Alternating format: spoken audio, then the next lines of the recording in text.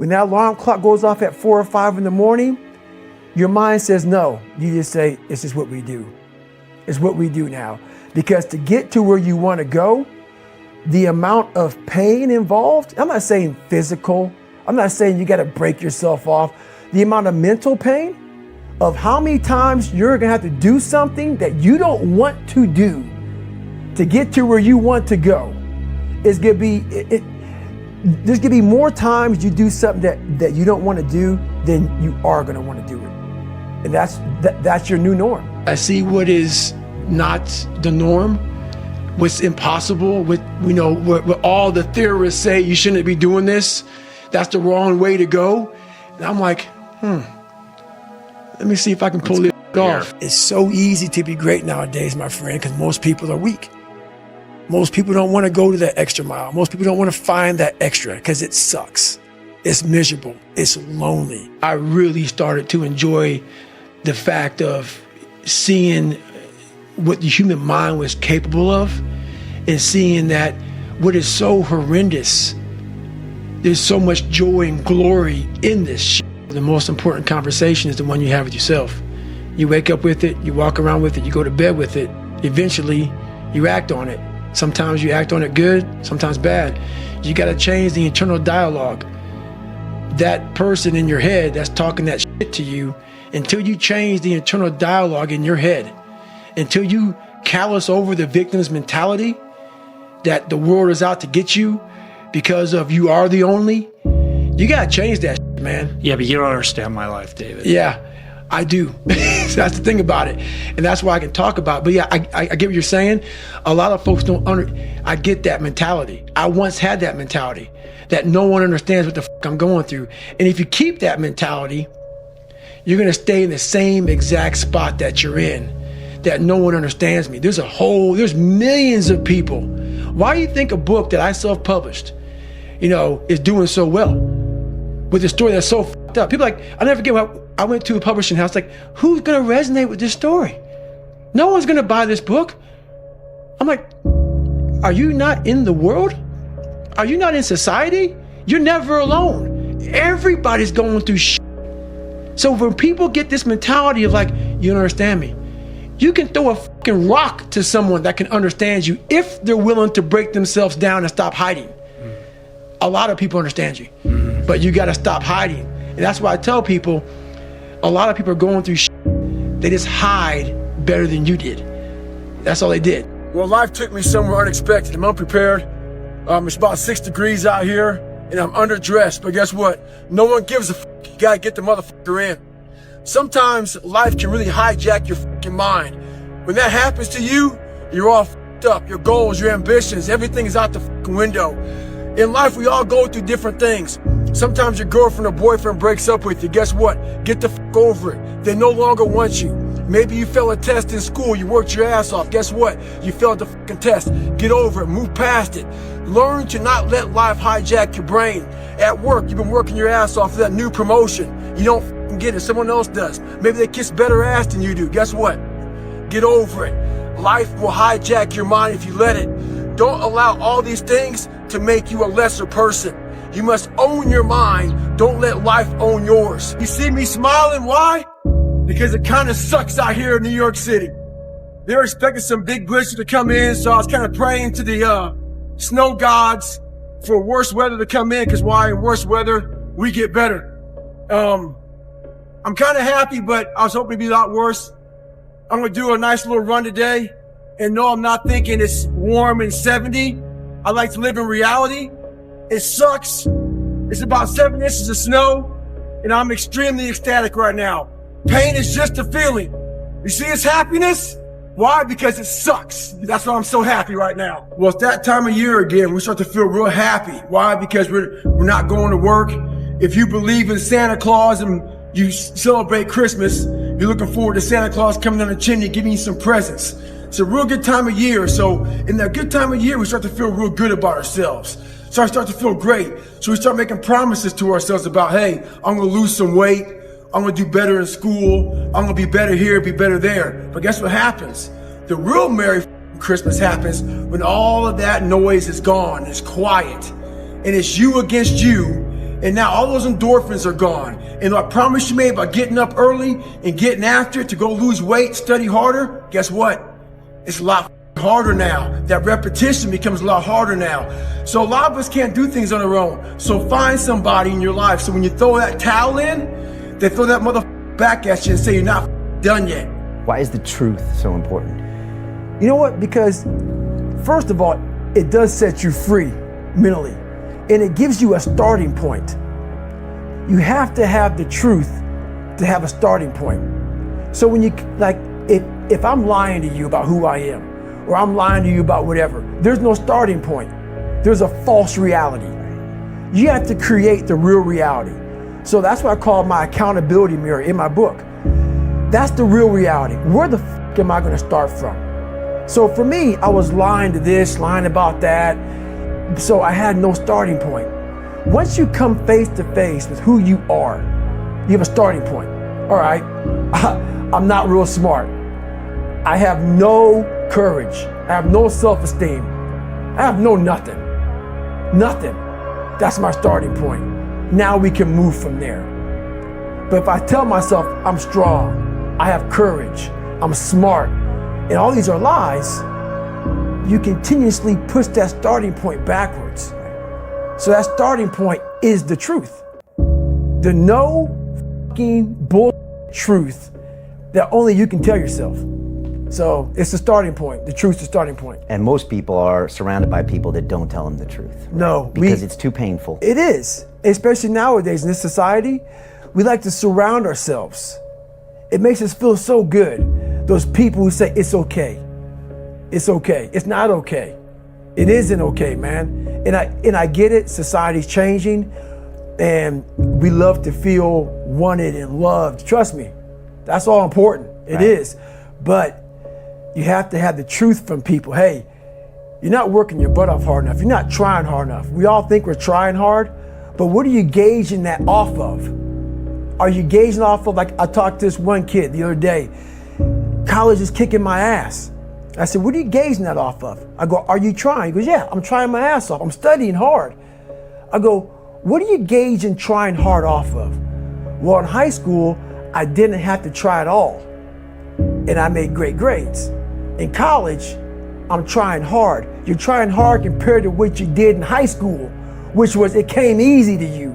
So your reality is something that you created off of something easy. So you trying hard is 2 hours of studying.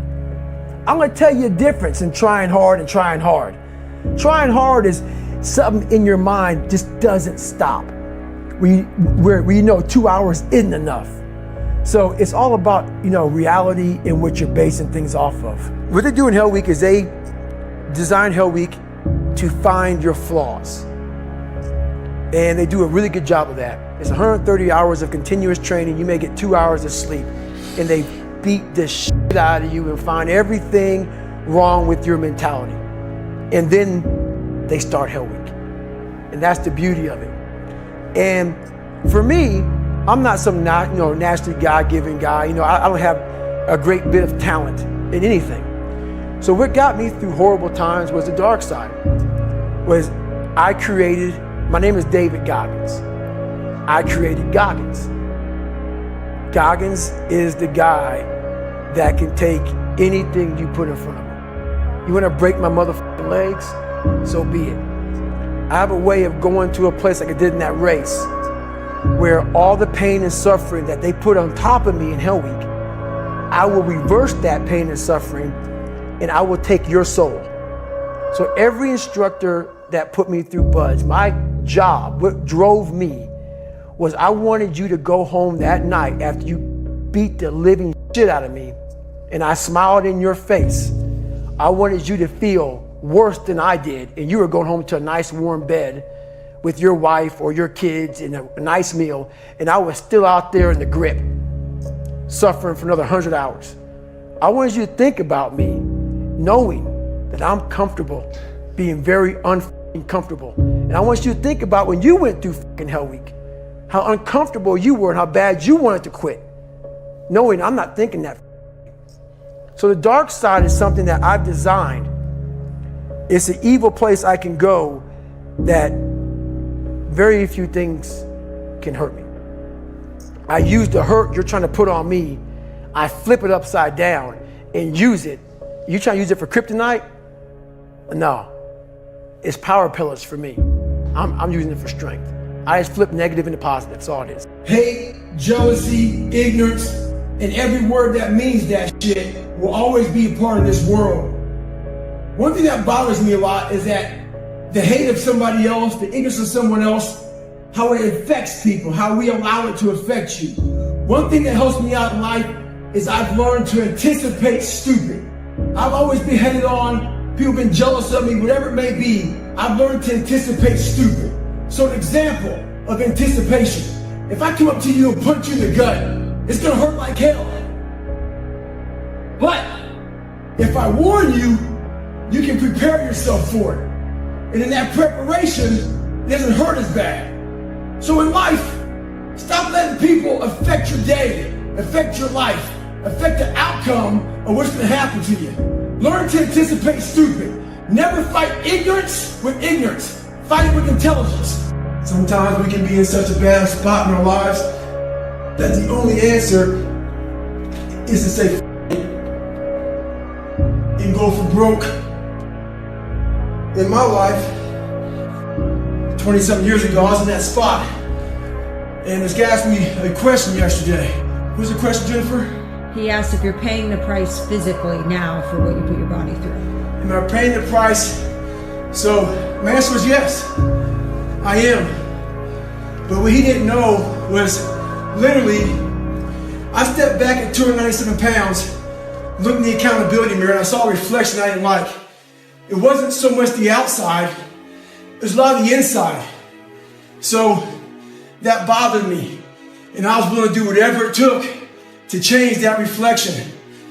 You gotta find out what you're willing to do to change the reflection in the accountability mirror. When I was 297 pounds and I was fat as hell trying to be a Navy SEAL, the scariest thing in the world to me, even to this day, was that could have been the rest of my life. I thought then I was trying hard. That's the scariest thing in the world. I thought then, 297 pound, working for Ecolab, spraying for cockroaches, making $1,000 a month. I thought that was me at my 100% potential. Come to find out, a few years later, I wasn't anywhere near that. 106 pounds less, graduate Navy SEAL training, went on to do all these other things. Looking back on that, that was me trying hard. That's why people gotta understand, what is in us, we have no idea until we start trying hard. And I mean really trying hard, where you're obsessed with, hey, this is my new norm. My new norm is that, wow, this isn't always fun. It's not always meant to be fun. And that's when you know you're trying hard. And I'm not saying you're crazy. We have the easy voice, which is that 20% telling yourself that I'm easy at 90% of my full potential, maybe 100% at that 20%. That's that voice that we all love. That's that very comfortable voice, that's that mommy holding you saying it's gonna be okay. Doesn't care how good you are, just loves you. Just loves you no matter how messed up you are in life. That's where you wanna be at. So that's that one voice. This other voice that we walk very far away from is a voice saying, hey man, you ain't doing shit. So we try to get this voice out of our head completely. And we live over here in this land. So what you have to do first is turn up this voice over here. The voice saying things to you that aren't nice. That it's in our head saying, you know what, man, dude, you're not doing shit. You're not amount. I mean, and it's not putting yourself down. People take this the wrong way in this new society. I'm not saying to put yourself down. I'm saying listen to the truth. And the truth isn't in the 20%. The truth is in this other part of your brain saying, look, man, you're wasting a bunch of percentage here. We have 80 more percent that we're not tapping into, because in this other 80% is suffering, pain, failure, self-doubt, darkness, and then a whole bunch of light. But to get to this light, you gotta go through all of this shit So a lot of us know that. We know. We do know deep down. Yeah, I can get over here, but over here, man, this is much better because I gotta go through this journey that is not fun. This from 20 to 100%, this in between is not fun. So we decide to live over here. So everybody goes, how do you do that? You know exactly how to do that. You know exactly, it's not a magic trick. There's nothing I talk about in that book that's a magic trick. It's all back down to a very primitive mindset of we just have to do. It's like breathing. Breathing becomes normal. Like we don't even know that we're doing it. That's how you have to live your life. A lot of people come up to me talking about their loved ones gaining weight, their loved ones being depressed, etc. So many things that they're telling me, but they're not willing to tell them. So we walk around all the time, allowing our family members, our loved ones, to be depressed, to be fat. So we'd rather see them having diabetes, having depressed mindsets so they can't find their best selves. We're willing to live with that. We're worried about them being upset with us. Let me tell you this. I'd rather someone hate me and get better than like me and stay the same. So in life, you got a decision to make. Don't have these sidebar conversations behind people's backs. Make sure you tell them that they can get better, that they can do better, and there's a way of doing it. A lot of us are full of shit. I was one of those people back in the day, and sometimes I'm still full of shit. We think that we're working our ass off, working hard. You know, we've been working out hard in the gym for a month, but we haven't seen any results. So we get all down and poopy pants and shit. You study for 30 minutes for a test, and you didn't do as well as you thought. What the did you expect? You're not putting in the work. You have to do more. You gotta stop telling yourself that you're doing enough. In life, it's never enough until you feel this overwhelming feeling of man, I'm outworking the crowd. I'm outworking everybody. I'm doing more. It's not until then, once you get there, that's when you know you've done enough. Stay hard. Let's say you're in the hospital bed and you're getting ready to die and somebody walks in the room and you don't know them, they don't know you, and you have one copy of your book and it's sitting right there on the table. And you're taking your last breath and you're talking to this person and you say to them, I want you to read this book. As you're dying, think about this. That book that you just wrote, that woman, man, whatever, reading that book, would it change their life forever? And if it's not changing their life forever, you have to rewrite your book. You have to start rewriting it right now. I wanted to live my life in a way that when I died, I was proud of myself. I know what pride felt like. And if it took pushing myself to death, I was willing to do that. But I want to look in that mirror, not impress anybody, not money, not fame, not nothing. I wanted to impress the guy in the daggone mirror. And I worked endlessly and tirelessly to do that. And it happened. When that alarm clock goes off at 4 or 5 in the morning, your mind says no. You just say, this is what we do.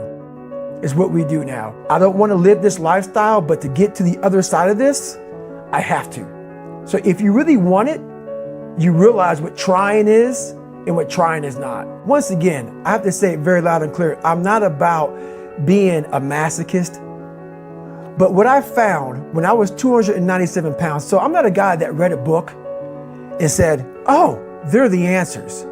The book, whoever buys this book, or even if you don't, I could care less. All this came from here. It came from me putting myself on the hot seat and then saying, okay, wow, okay, 297, this is where my mind was at. To get to 187, this is where my mind went to go through 3 hell weeks, to run 205 miles, to do 4,030 pull-ups. And I'm a natural born fat guy. Even though I was born 175, I gained 125 pounds. I was lazy. That's who I am. I'm a guy that likes to sit back, watch TV, and eat pizza. Like everybody. Like everybody. Like everybody. All I crave is that mama voice. Please love David. Love David. That voice got me to 297 pounds. Matter She of used to cook for you, She used too. to cook for me. Matter of fact, in the book I talk about it. When I got out of the military and I started gaining this weight a lot, my standard breakfast was 8 cinnamon rolls, like basically, I think 6 to 8 scrambled eggs, half a pound of bacon, Fruity Pebbles, Lucky Charms, whatever it may be. That was my standard breakfast. So That was your way of getting away from the pain in That's your right. brain. That was your vice. that was my vice. Now, for some people, it's alcohol or drugs or That's sex right. or shopping. For you, it was food. It was food and also being comfortable. Whatever I wanted, I did. And that's where I started seeing myself get further and further away from my true self.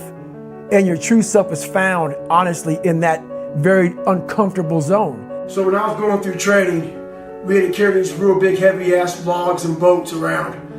And I realized on the toughest of days, my mind would allow the demons to come in and roost in my head and start to give me all these different thoughts. So I realized if I can find a little bit more during training, I could get over these hard times. So what I would do is, after a hard day of getting my ass kicked, I would go to the gym. And I realized if I can go to the gym after these hard days, it would teach my mind that there was no finish line. So one day, this one guy in my boat crew saw me going to the gym. He said, "Why the f you going to the gym after a hard day at Bud's?" I said, "Those boats and logs are heavy." A couple of days later, we were carrying boats and logs down the beach, down and back. He quit. I looked at him, I said, "Hey, who's gonna carry the boats?" The idea is this: life is the boat.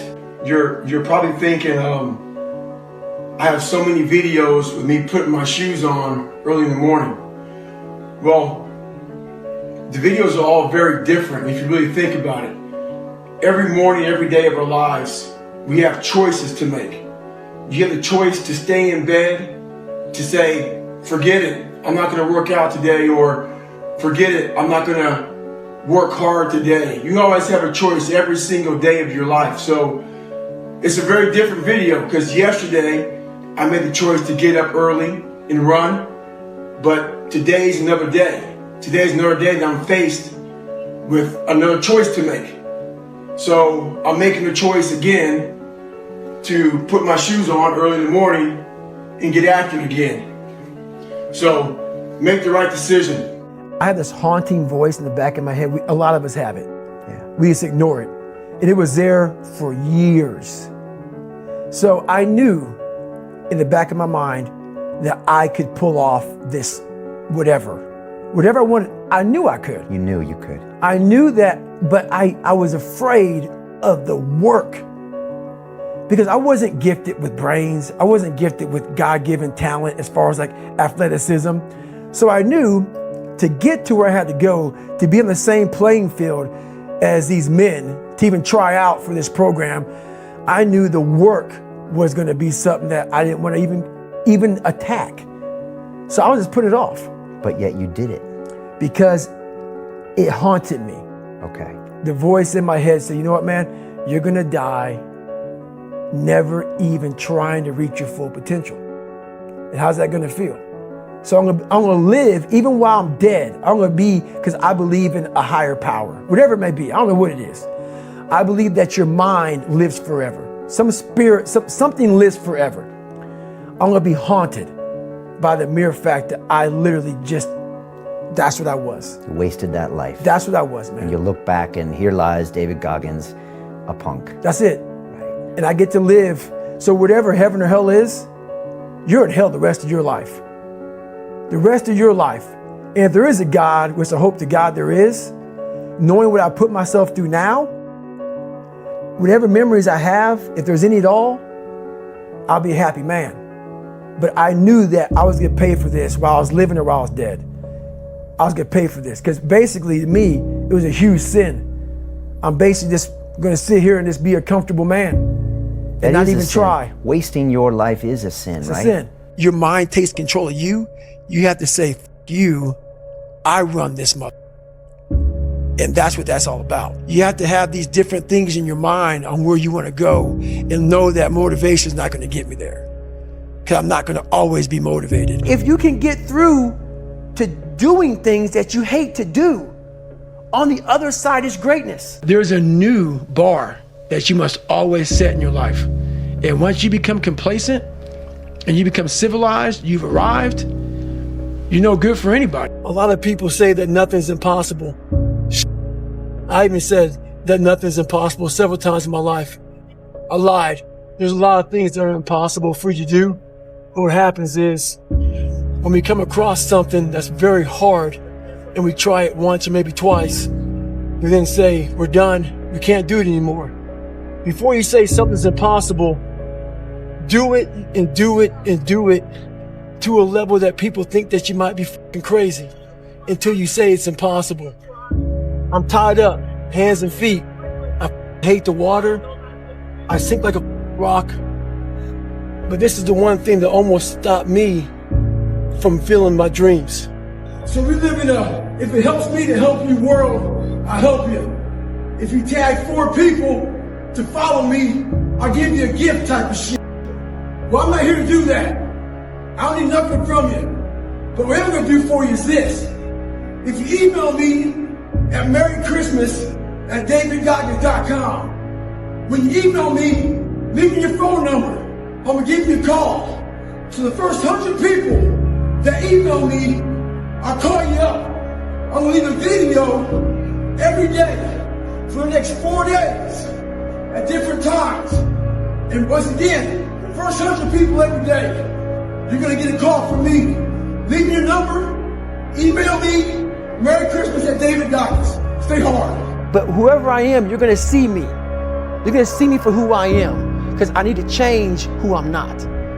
And that accountability mirror just became raw. And when I became fat over the years, because I fell back in the hole, I called myself fat, because I was fat. And people don't want to do that. They want to say, oh, don't call yourself fat. Don't call yourself dumb. If you're not real and raw with who the f you are, nothing's gonna change. And in this nice new world that we live in, we want to hear, you're just a little big. No, man, you might be fat. And it's okay to hear that from yourself and from everybody else. So that's where it started at. And it's raw. It gets ugly sometimes with me in that mirror, but I'm also proud of myself to be able to tell myself that and then fix what's in that mirror. How you address it is you face it. You face it every day. You face it every single day of your life, where you say, okay, like if you're fat, you need to lose weight. It's patience. It's patience in this fact of accepting who you are right now. I'm fat. I don't like myself. Accepting the fact that if you lose 3 or 4 pounds, that's a huge accomplishment. You have to live in your own fucking world. You cannot judge yourself. That's why social media and all these things are horrible. You can't judge yourself off of the so-called competition that we have made up in our mind. The things that, how people look, how people act, how smart someone is. This is a race that you run completely alone. And you're all by yourself. One thing I found out in my life, I used to always want people to accept me and like me. So I became who they were. If you like something and I didn't like it, I liked it because you liked it. Become unapologetic of who the f you are in your life. If you get after it and you're a hard motherfucker, get after it. You gotta make yourself better than what you think you are. And what that requires is people to not f***ing understand you, not know you, not get you at all. Look at you like you're off. Look at you like you have a problem. Don't worry about that shit. Be unapologetic. Get after it. Stay hard. Be who the f you are. Those that criticize others, they really got something going on with themselves, which is why they're criticizing you. Quick story. Had some family come in town, eating some breakfast. Goggins is nowhere to be found. I'm out for a little workout, a little run. I come back in from my run. Here come the jokes. Oh, let me guess. You were out running. You probably gotten 100 miles this morning. All the sarcasm bullshit. You know how it goes. I annoy people. And they let me know about it. I never say shit to them.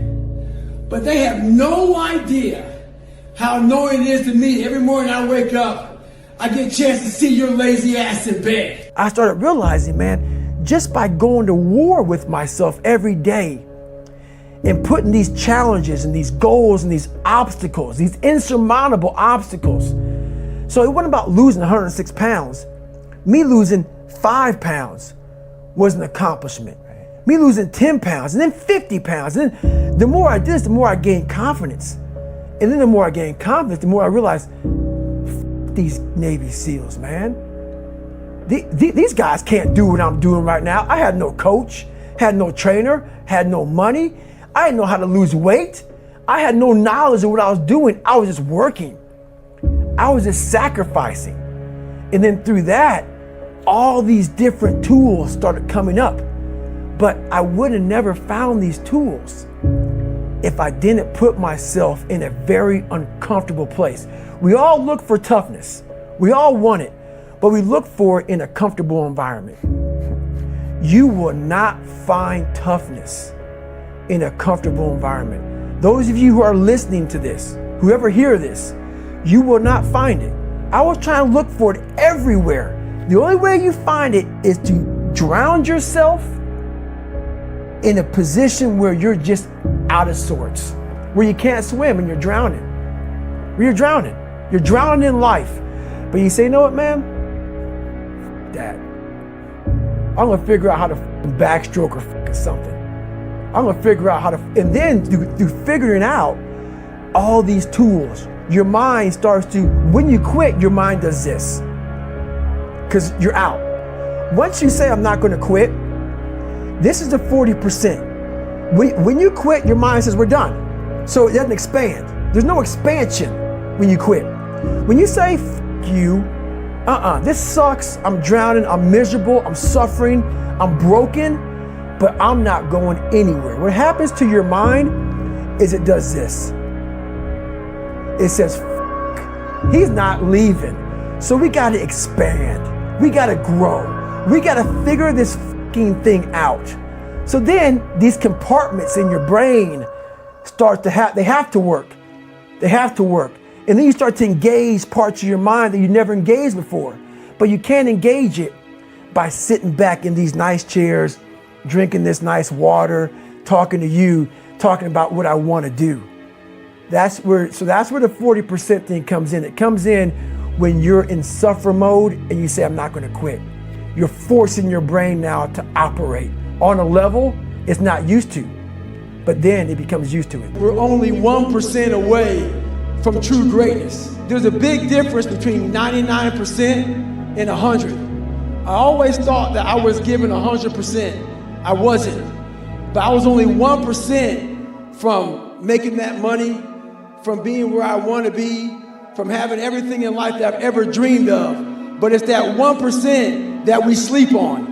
It's that 1% that we wake up in that morning and we're like, you know what? Not today, maybe tomorrow.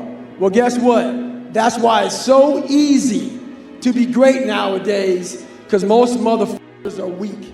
For real. And if all you do is when you are trying to hit that motherfucking snooze button on life, not in the morning, on life, just know this, all the it takes is thinking about all those weak motherfuckers who are taking a day off. And trust me, you will come up real fast. Like I say, it's easy to be great nowadays because motherfuckers are just weak, very soft. What the hell are we all waiting for to start attacking life? We're waiting for the fucking stars to align? Back when I was growing up, the song came out. All I need is a miracle. Well, guess what? That miracle ain't coming. There is no perfect time to start.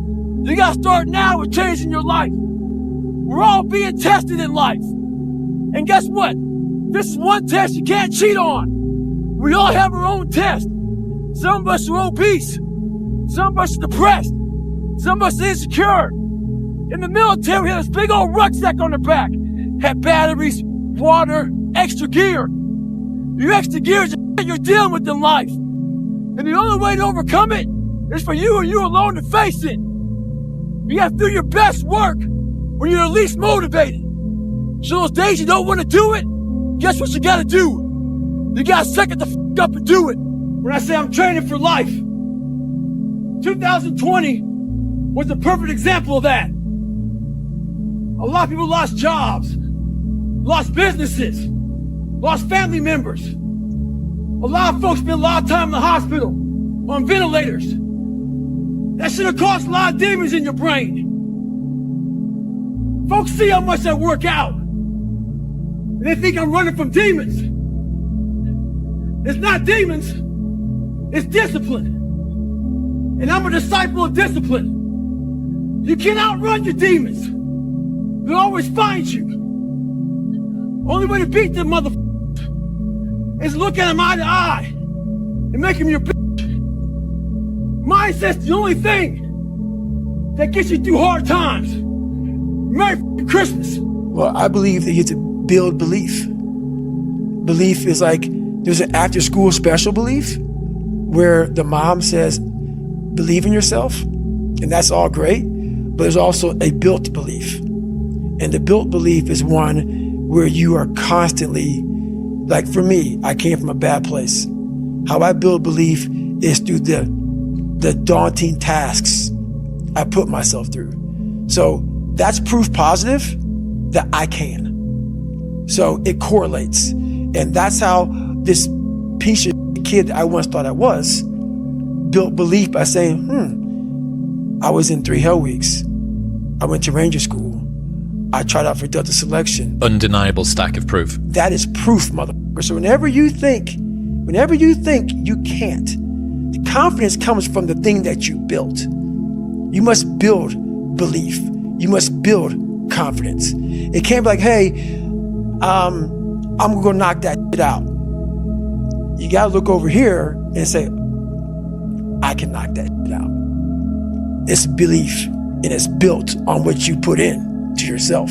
And one thing I was able to do was to dream. Many people, but don't make dreams your fucking master. But I was able to dream outside those fucking 4 walls of that small town. And until you're able to really put yourself into that dream, but don't make dreams your master, that's where you truly become what you're destined to become. What do you mean, don't make dreams your master? A lot of people sit back and they dream about being a sports figure, or dream about being a SEAL, or dream about being an astronaut. And all it is a motherfucking dream. They don't put the work behind the dream. That dream has become their fucking master. When you become the master of your fucking dream is when you say, I want to go be a Navy SEAL. And you say, okay, I'm going to lose 106 pounds in less than 3 months. The dream was the one thing I thought about, and the dream was now gone. Now, what comes in, the dream goes away, and the laundry list of details and tasks come up. Gotta do this, gotta do this, gotta do this, gotta do this. That's when you become the master of your dream. So, a lot of people out there dreaming. So 2 guys asked me to help them train for a marathon. Oh, but they picked a day to train. It's 40 degrees, raining, windy, nasty. Those cats are inside the treadmill. You can't let conditions dictate your outcome. They believe that if it rains or snows, or it's too windy, they may cancel the marathon. They ain't canceling shit. You better train with whatever conditions they give you. The person that usually feels me, she's taking a day off in the car right now because it's too nasty. Don't do the same. Some of you were born into hell. Some of you are just in hell. Life is hard. It's kicking your ass.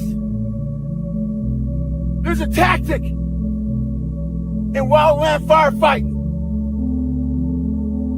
that when the fire is coming at you and there's no escape route, it's a risky maneuver. But you start a fire around you. That fire around you starts to kill off and burn off all those fuels. It creates a black around you. The black means you can't get burned the f*** over. Some of you all out there need to create a fire with inside of your f***ing ass and get the f*** out of hell. Stay hard.